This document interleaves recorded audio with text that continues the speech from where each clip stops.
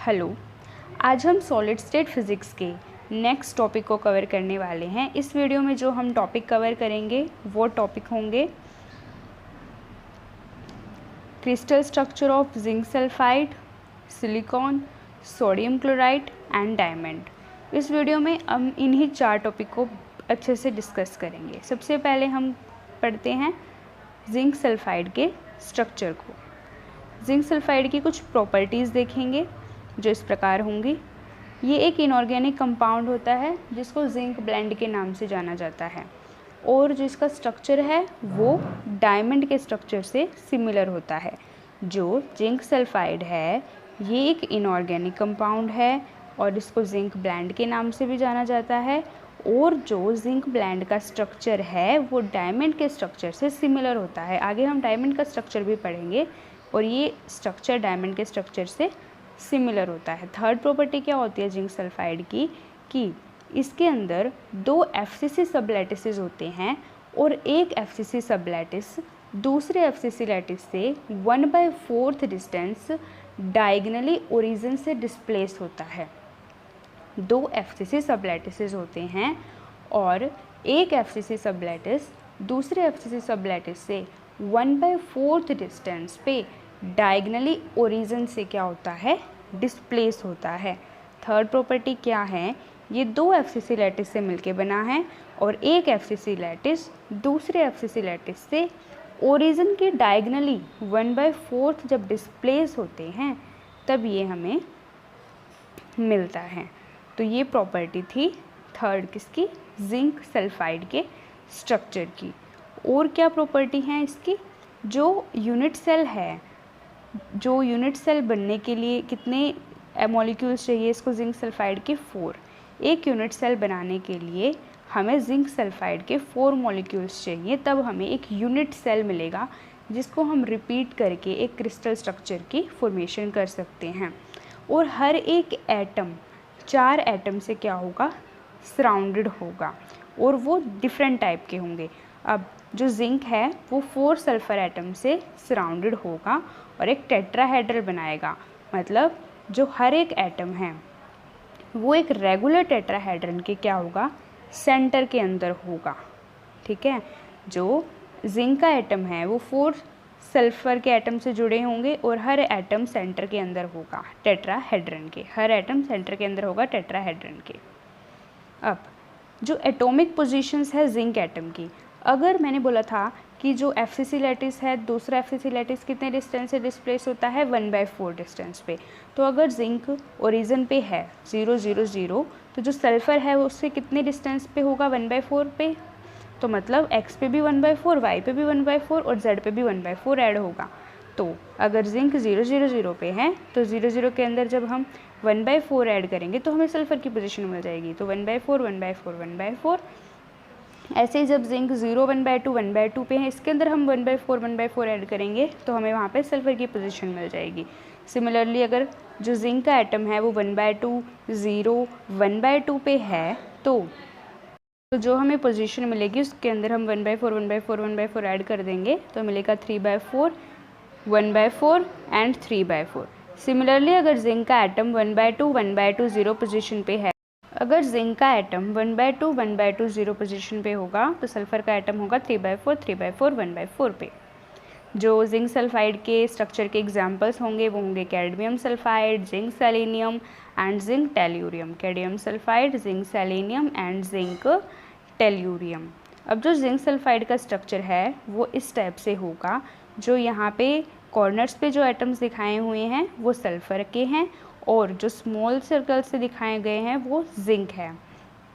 और जो जिंक के एटम है वो सल्फ़र के एटम से कितने डिस्टेंस पे डिस्प्लेस्ड होंगे, 1/4 डिस्टेंस पे। कितने डिस्टेंस से डिस्प्लेस होंगे, 1/4 से। और जो ये जिंक है वो 4 सल्फ़र से जुड़ा होगा। जो जिंक है, कोई भी हम एक जिंक देखें तो वो 4 सल्फ़र के एटम से जुड़ा होगा। जैसे ऊपर वाला जिंक है वो साइड के 4 सल्फ़र से जुड़ा हुआ है, नीचे वाला भी 4 से, लेफ़्ट हैंड साइड वाले दोनों भी 4 सल्फ़र एटम से जुड़े हुए होंगे। और कॉर्नर्स पे क्या हैं, सल्फ़र्स हैं। और जो जिंक है वो कितने डिस्टेंस पे है सल्फ़र के एटम से, 1/4 डिस्टेंस से, क्योंकि हमने पढ़ा था कि 2 FCC होंगे और एक FCC दूसरे FCC से 1/4 डिस्टेंस से डिस्प्लेस होगा। इसलिए जो सल्फर्स हैं वो तो कॉर्नर्स पे हैं, और जो जिंक है, जो जिंक के एटम हैं वो 1/4 डिस्टेंस से क्या है, डिस्प्लेस हैं। और FCC का मतलब क्या होता है कि जो सल्फ़र हैं वो फेसिस पे भी प्रेजेंट होंगे। तो सल्फ़र फेसिस पे प्रेजेंट है, कॉर्नर्स पे प्रेजेंट है, और जिंक उनके 1/4 डिस्टेंस है, किससे, सल्फ़र से 1/4 डिस्टेंस पे प्रेजेंट है। अब हम पढ़ेंगे सिलिकॉन स्ट्रक्चर के बारे में।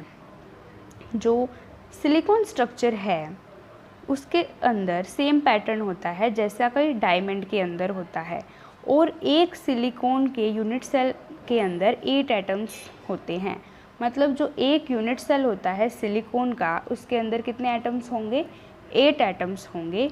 और जो नियरेस्ट नेबरिंग डिस्टेंस होता है, मतलब एक सिलिकॉन का जो नियरेस्ट नेबर होगा वो कितने डिस्टेंस पे मिलेगा, 0.235 नैनोमीटर से। मतलब एक एटम से दूसरा एटम सिलिकॉन का कितने डिस्टेंस पे होगा, 0.235 नैनोमीटर के डिस्टेंस पे। ये क्या है, ये सिलिकॉन के स्ट्रक्चर्स को दिखाया गया है। वैसे ये स्ट्रक्चर भी बिल्कुल डायमंड जैसा ही है। सिलिकॉन का जो पैटर्न होता है वो बिल्कुल डायमंड जैसा ही होता है। अब हम पढ़ेंगे सोडियम क्लोराइड के स्ट्रक्चर के बारे में। तो सोडियम क्लोराइड स्ट्रक्चर, जो ब्रेविस लैटिसेस होता है NaCl का, वो FCC होता है। मतलब जो ब्रेविस लैटिसेस होगा NaCl का वो क्या होगा, FCC होगा। और जो सोडियम एटम है, जिनको हम बोलते हैं बेसिस, क्योंकि एटम को ही बोलते हैं ना बेसिस, तो जो सोडियम का एटम होगा और जो क्लोरीन का एटम होगा वो कितने डिस्टेंस से सेपरेट होंगे, हाफ डिस्टेंस से। कितने, हाफ डिस्टेंस से। किससे, डायगनल से। यूनिट सेल की डायगनल से जो एक सोडियम होगा और एक जो क्लोरीन का आयन होगा वो एक हाफ डिस्टेंस से सेपरेट होगा एक डायगनल के। मतलब जो NaCl है उसमें जो ब्रेविस लैटिस होता है, उसमें जो NaCl का जो ब्रेविस लैटिस है वो FCC होता है। तो जो सोडियम का और जो एक एटम सोडियम का और एक एटम का क्लोरीन का, वो कितने डिस्टेंस से सेपरेट होंगे, डायगनल के हाफ डिस्टेंस से। डायगनल के हाफ डिस्टेंस से, किसके, यूनिट सेल के, यूनिट सेल के। अब जो लार्जर क्लोराइड आयन है वो FCC पोजीशन को ऑक्यूपाई करेगा, और जो सोडियम के आयंस है वो ऑक्टाहेड्रल पे वॉइड्स पे प्रेजेंट होंगे। और जो ऑक्टाहेड्रल वॉइड्स की पोजीशंस क्या होती है, एक बॉडी सेंटर पे और एक एज के मिड पॉइंट पे। क्यूब की जो एज होगी उनके मिड पॉइंट्स पे जो लार्जर क्लोराइड आयंस हैं वो FCC पोजीशन को ऑक्यूपाई करेंगे, और जो सोडियम आयंस हैं वो ऑक्टाहेड्रल पोजीशन को ऑक्यूपाई करेंगे। और जो ऑक्टाहेड्रल पोजीशंस होंगी वो कौन कौन सी पोजीशंस होगी, बॉडी के सेंटर वाली और क्यूब एज के जो मिड पॉइंट्स होंगी वो कौन सी पोजीशंस होंगी, ऑक्टाहेड्रल पोजीशंस। अब जैसे इस फिगर के अंदर दिखाया गया है, जो नीचे वाले से देखो, सबसे नीचे देखो, जो सर्कल है उसके सामने एक सर्कल है, मतलब डायगनली एक सर्कल है। जो ये वाला नीचे वाला सर्कल है, जो इसके कोऑर्डिनेट्स हैं, ये ओरिजिन पे है तो क्या होंगे कोऑर्डिनेट्स, 0 0 0। और इसके सामने वाला जो डायगनली है उसके कोऑर्डिनेट्स क्या होंगे, 1/2 1/2 0। ये किसको रिप्रेजेंट कर रहे हैं, क्लोरीन के एटम को।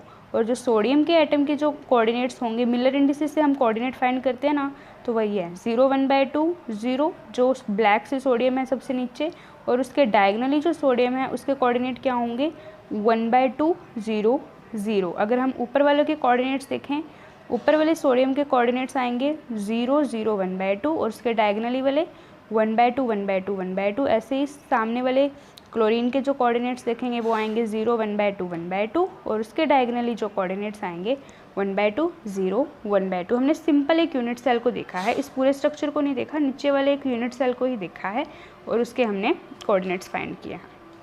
ये जो मैंने अभी कोऑर्डिनेट्स फाइंड किए उनकी पोजीशन को मैं यहाँ लिख रही हूँ कि जो पोजीशंस हैं सोडियम की कहाँ कहाँ पे पोजीशन आई है हमारे पास, नीचे वाले यूनिट सेल के अंदर 1/2 1/2 1/2, एक 0 0 1/2 पे, एक 0 1/2 0 1/2 0 0, क्योंकि एक जो सोडियम का क्लोरीन से जो डिस्टेंस है वो कितना है, 1/2 है, ठीक है। और क्लोरीन के जो पॉइंट्स हैं, कोऑर्डिनेट्स हैं, वो क्या हैं, 0 0 0 1/2 1/2 0 1/2 0 1/2 0 1/2 1/2 क्योंकि ये आपस में सिर्फ हाफ डिस्टेंस से ही दूर हैं, ठीक है। वैसे ही जैसे कोऑर्डिनेट्स फाइंड किए हैं, ये हमने मिलर इंडिसेस से किए हैं कि अगर कोई चीज़ ओरिजिन पे है तो उसके कोऑर्डिनेट 0 0 0 होंगे और सोडियम हाफ डिस्टेंस से दूर है तो हाफ हाफ, और फिर एक्स वाई जेड के अलोंग हम देखते हैं कि इसकी वैल्यू हाफ होगी या 0 होगी या हाफ होगी, वो हम मिलर इंडिसेस के अंदर पढ़ चुके हैं। और हर एक आयन 6 नियरेस्ट नेबर से सराउंडेड होगा, हर एक आयन 6 नियरेस्ट नेबर से सराउंडेड होगा अपोजिट काइंड के, मतलब सोडियम 6 क्लोरीन से सराउंडेड होगा तो उसका कोऑर्डिनेशन नंबर कितना आ जाएगा, 6 आ जाएगा। सोडियम 6 अलग से अपोजिट काइंड से सराउंडेड होगा तो उसका कोऑर्डिनेशन नंबर आ जाएगा 6। एग्जाम्पल क्या होंगे NaCl स्ट्रक्चर के, KCl, magnesium oxide, potassium bromide and potassium chloride, potassium chloride, magnesium oxide and potassium bromide. अब हम पढ़ेंगे डायमंड क्रिस्टल का स्ट्रक्चर। जो डायमंड क्रिस्टल का जो स्ट्रक्चर होता है वो कौन एग्जिबिट करता है, सिलिकॉन एग्जिबिट करता है, जर्मेनियम और ग्रेटिन। जो स्पेस लैटिस होता है डायमंड क्रिस्टल का वो होता है FCC, और जिसमें हर लैटिस पॉइंट पे 2 एटम प्रेजेंट होंगे। जो स्पेस लैटिस होता है डायमंड क्रिस्टल का वो FCC होता है और उसके हर लैटिस पॉइंट पे 2 एटम प्रेजेंट होंगे। जैसे हमने जिंक सल्फाइड के अंदर पढ़ा था कि इसमें भी 2 FCC लैटिस होंगे जो जुड़े हुए होंगे, और एक FCC लैटिस दूसरे FCC लैटिस से 1/4 डायगनली ओरिजिन से क्या होगा, डिस्प्लेस होगा। एक FCC लैटिस दूसरे FCC लैटिस से ओरिजिन से डायगनली 1/4 डिस्टेंस से क्या होगा, डिस्प्लेस होगा। तो जो डायमंड का क्यूबिक स्ट्रक्चर होता है वो एग्जिबिट करता है सिलिकॉन, जर्मेनियम एंड ग्रेटिन, और जो स्पेस लैटिस होता है डायमंड क्रिस्टल का वो FCC होता है, और हर एक लैटिस पॉइंट पे 2 एटम्स होते हैं। और ये कैसे फॉर्म्ड होता है, 2 FCC लैटिस जिसमें से एक FCC लैटिस ओरिजिन से डायगनली 1/4 डिस्टेंस से क्या होता है, डिस्प्लेस होता है। कितने डिस्टेंस से डिस्प्लेस होता है, 1/4 डिस्टेंस से एक FCC लैटिस दूसरे FCC लैटिस से डिस्प्लेस होता है। कौन एग्जिबिट करता है, सिलिकॉन, जर्मेनियम एंड ग्रेटिन। कौन, सिलिकॉन, जर्मेनियम एंड ग्रेटिन, और एक FCC दूसरे FCC से 1/4 डिस्टेंस से क्या होता है, डिस्प्लेस होता है, 1/4 डिस्टेंस से। आगे हम एक फिगर पढ़ेंगे, उसमें जो हम नंबर लिखेंगे वो डिनोट करते हैं कि उस पोजीशन से बेस से कितनी हाइट है, कि उस पोजीशन की बेस से कितनी हाइट है। और जब हम 2 नंबर एक ही पोजीशन पे रिप्रेजेंट करेंगे तो उसके मतलब ये है कि इस पोजीशन पे 2 एटम्स हैं। मतलब जब हम एक क्रिस्टल स्ट्रक्चर को ऊपर से देखते हैं तो उसको हम डायरेक्ट ही लिख देते हैं एक स्क्वायर के अंदर, तो एक नीचे वाली पोजीशन को दिखाने के लिए हम उसी के अंदर 2 नंबर लिख देते हैं। इसको आप फिगर के ज़्यादा समझ में आएगा, फिगर के अंदर देखेंगे हम इसको कि जो नंबर है वो डिनोट क्या करते हैं, ये नंबर ये डिनोट करते हैं कि जो बेस है, जो नीचे वाला जो स्क्वायर है उससे जो हाइट कितनी है इन पोजीशंस की, जो ये एटम की पोजीशन है इनकी हाइट कितनी है बेस से, और इसको किस में मेज़र करते हैं, बेस की एज के में यूनिट में इनको मेज़र किया जाता है, बेस की एज की यूनिट में इनको मेज़र करते हैं। और अगर 2 एटम हमें एक सेम पोजीशन पे दिखाने हैं तो हम वहाँ पे 2 नंबर लिख देंगे। इसको हम आगे डिटेल में देखेंगे फिगर के अंदर। जब 2 एटम सेम पोजीशन पे होंगे तो हम उनको दिखाएंगे। अब जैसे ये फिगर है, इसके अंदर क्या है, कॉर्नर्स पे जो पॉइंट दिखाए गए हैं 0,1, 0,1, 0,1, 0,1 राइट हैंड साइड वाले फिगर में, ये बेस पॉइंट को रिप्रेजेंट करते हैं। मतलब 2 पॉइंट एक सेम पोजीशन को रिप्रेजेंट कर रहे हैं। मतलब इसके नीचे, मतलब जो लेफ्ट हैंड साइड वाले क्रिस्टल को मैं ऊपर से देखूं तो मुझे नीचे वाले पॉइंट्स नहीं दिखेंगे, मुझे ये जो मैंने इसीलिए जो ऊपर वाले पॉइंट्स पे ही दोनों पॉइंट को रिप्रेजेंट कर दिया कि ये जो दोनों पॉइंट है वो सेम पोजीशन पे है। मतलब इसके नीचे हमें एक सेम पॉइंट मिलेगा जो मतलब इसके नीचे है, तो इसलिए इसको किससे रिप्रेजेंट कर दिया है, 0,1, 0,1, 0,1, 0,1, क्योंकि जब हम इसको ऊपर से दिखेंगे तो हमें ये एक ही दिखेगा। लेकिन हमें ये तो पता होना चाहिए ना कि इसके नीचे भी एक एटम है, तो इसलिए इसको रिप्रेजेंट किया गया है।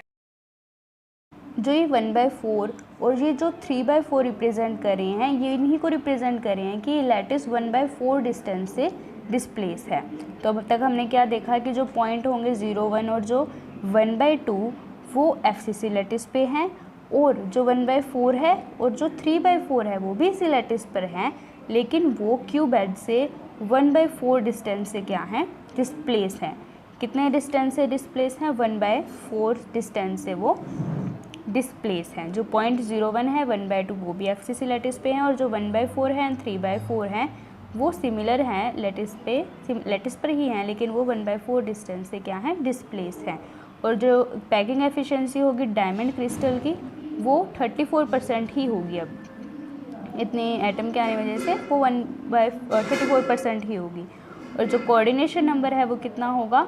4 होगा। और जो इसका नियरेस्ट जो नेबर होगा एक एटम का, उनका जो डिस्टेंस होगा वो किसके इक्वल आएगा? √3a/4 के इक्वल। ये हम डायरेक्ट पढ़ रहे हैं क्योंकि इसकी डेरिवेशन हमारे सिलेबस में नहीं है। तो जो डिस्टेंस आएगा नियरेस्ट नेबर का वो किसके इक्वल आएगा? √3a/4। ठीक है। जो पैकिंग एफिशिएंसी रह जाएगी डायमंड क्रिस्टल स्ट्रक्चर की वो 34% रह जाएगी, और जो कोऑर्डिनेशन नंबर होगा वो 4 होगा, और जो एक नियरेस्ट नेबर से जो डिस्टेंस होगा वो किसके इक्वल आएगा? √3a/4 के। यहाँ पर जो a है वो लैटिस पैरामीटर है, जो क्यूब की क्या है? लेंथ है। a क्या है? एक लैटिस पैरामीटर है जो क्यूब की लेंथ है। जो पॉइंट्स है 0, 1, 1/2 वो FCC पे है, और जो 1/4 है, जो 3/4 है, जो फिगर के अंदर दिखाए गए थे वो 1/4 डिस्टेंस से डिस्प्लेस है। जो पैकिंग एफिशिएंसी है वो कितनी रहेगी? 34%, कोऑर्डिनेशन नंबर 4, और जो डिस्टेंस है नियरेस्ट नेबर का वो कितने के इक्वल होगा? √3a/4 के, वेयर जो a है वो क्या है? एक लैटिस पैरामीटर है। a क्या है? यहाँ पर एक लैटिस पैरामीटर है। आई होप आपको ये क्लियर हुआ होगा। यहाँ पर जो a है वो एक लैटिस पैरामीटर है जो क्यूब की लेंथ है। आपको ये समझ में आया होगा। अब देखते हैं इस फिगर को बहुत अच्छे से क्लियर करके। जो ये ब्लैक दिखाए हुए हैं, जो फिगर दिखाया गया है, इसमें जो कार्बन है वो कॉर्नर्स पे हैं। जो ये ब्लैक दिखाए गए हैं लेफ्ट हैंड साइड वाले फिगर में, और फेसेस पर भी होंगे, लेकिन जो 4 एडिशनल एटम होंगे, कि FCC तो होंगे ही होंगे, मतलब कॉर्नर्स पे भी होंगे एटम और फेसेस पे भी होंगे, लेकिन 4 एडिशनल एटम होंगे। जब हम इस फिगर के अंदर जो डायगोनल बनाएंगे तो कितनी डायगोनल बनेगी? इसके अंदर 4 डायगोनल बनेगी। और कितनी डायगोनल बनेगी? 4 डायगोनल बनेगी, और उन पे हमें एटम होंगे। उनके 4 डायगोनल के ऊपर 4 ही एटम होंगे, लेकिन वो ऑल्टरनेट पोजीशन पे होंगे।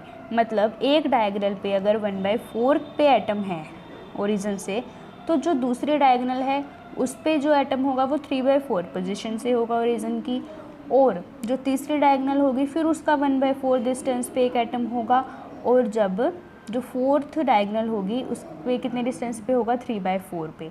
मतलब जो ये लेफ्ट हैंड साइड वाला फिगर है, इसकी जब हम डायगोनल बनाएंगे तो 4 डायगोनल बनेगी, और ऑल्टरनेट 4 डायगोनल पे एक एटम 1/4 डिस्टेंस पे होगा, एक एटम 3/4 पे, एक फिर 1/4 डिस्टेंस पे, और एक 3/4 डिस्टेंस पे। मतलब जो कार्बन के एटम हैं वो कॉर्नर्स पे प्रेजेंट है, और वो फेसेस पे भी प्रेजेंट है, और वो एडिशनली डायगोनल पे प्रेजेंट है 4 एटम्स, जो 1/4, 3/4 और फिर 1/4, 3/4 डिस्टेंस पे प्रेजेंट होंगे। Thank you. आई होप आपको क्लियर हो गया होगा।